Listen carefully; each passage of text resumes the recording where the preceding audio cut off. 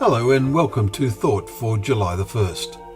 Our readings are 1 Samuel chapter 13, Isaiah chapters 56 and 57, and Revelation chapters 21 and 22. And our thought is, after his own heart.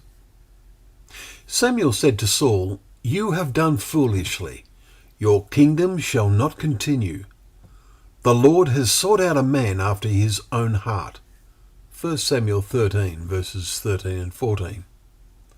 Saul was in trouble. He was in a hopeless military position. The prophet Samuel had come a day later, maybe hours later, than had been arranged. And so Saul foolishly offered sacrifices himself. Although he had been victorious over the Ammonites with God's help, but he feared the Philistines, but did not seek God's help. His perception of what God requires was far too limited.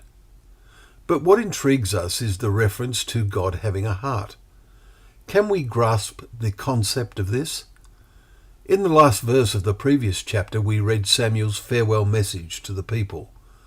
Only fear the Lord and serve him faithfully with all your heart. For consider what great things he has done for you. But if ye still do wickedly, you shall be swept away, both you and your king. It seems to us that heart, in a sense, means a committed attitude of mind, our way of thinking. In the New Testament, we would say faith, the conviction which leads us to our course of action. It is not easy to apply this definition to God, as he is so totally high above us. The man that God found, that was after his own heart, was to write of God, "How precious to me are your thoughts, O God! How vast is the sum of them! Search me, O God, and know my heart. Try me and know my thoughts, and see if there be any grievous way in me, and lead me in the way everlasting." Psalm 139, verses 17 to 24. David's attitude was the attitude God was seeking. Probably at this point in time he was a lad looking after his father's sheep in the wilderness, and we will read in 4 days' time that the attitude and confidence before God that he had developed and perfected in killing the wild animals that tried to take the sheep gave him the confidence to go against Goliath. For he has defied the armies of the living God, we read in chapter 17, verse 36. David had a vision of the power God can give that was far greater than Saul's, and a greater vision than the army itself had. But despite this, they were still God's armies. And are you God's son or daughter, or want to be? Today's chapter in Isaiah reveals the principle upon which God works in looking into the hearts of human beings.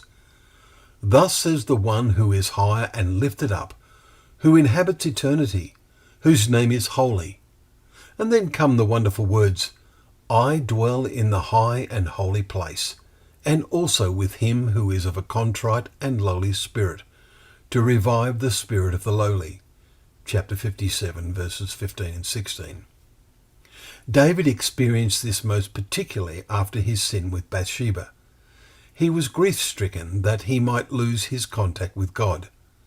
We read, "Cast me not away from your presence.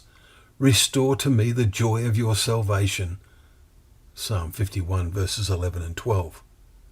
The last 2 chapters in the Bible, our final reading for today, are about the ultimate joy when death shall be no more, for the former things have passed away. Revelation 21, verse 4.